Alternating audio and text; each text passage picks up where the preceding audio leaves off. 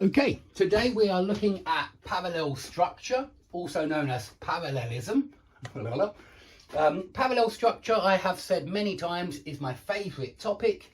It is the best way to improve your use of language. And notice I say language and not English. And that's because parallel structure is in every language. And it's the way that you improve your use of any language. Okay? So that's why we're studying it today. And we're going to study it in a few more classes because I want to convince you that this is the way that you improve the style of your sentences, the style of your language. And so parallelism is important a lot of the time. It's important in a lot of sentences. And that's because in a lot of sentences you have a list. Quite often you have two things, and two things is all you need for a list. Apples and oranges, that's a list. It's a list of nouns.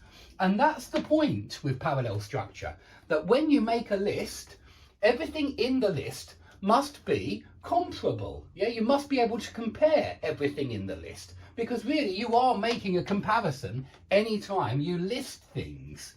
And so anytime you make this list, you must be sure that the list contains identical elements, because you can only compare like with like. That's the idea.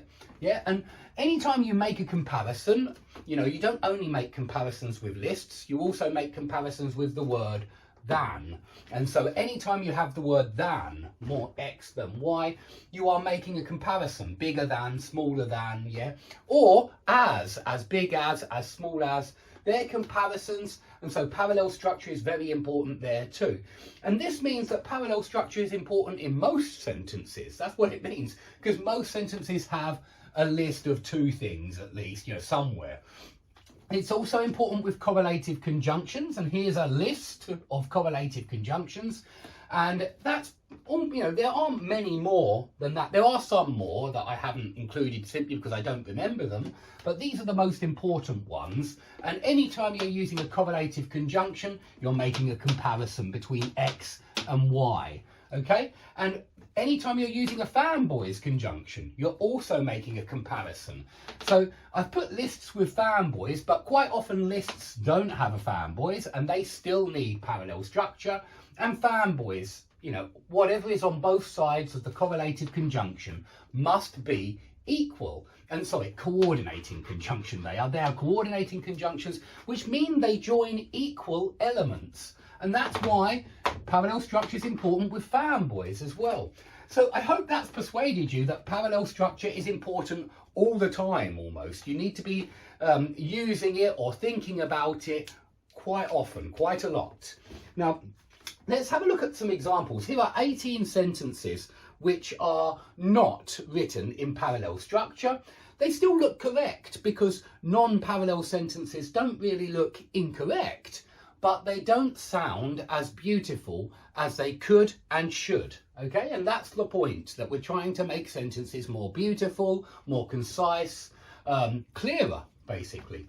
So I checked the essays quickly, yet, there's our fanboys conjunction, yet in a careful way.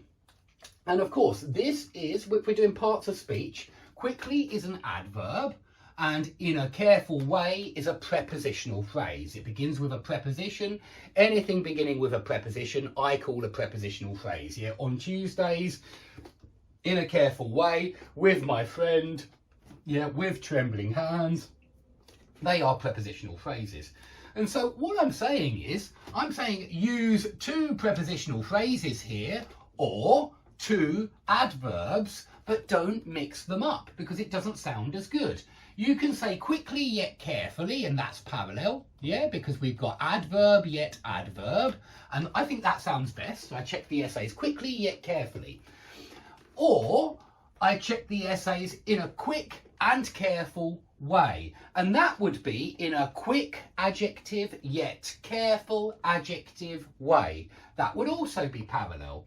That wouldn't be two prepositional phrases, that would be two adjectives, but we could say I check the essays in a quick way yet with a careful eye, something like that. I'm making this up as I go along, but in a quick way yet with a careful eye.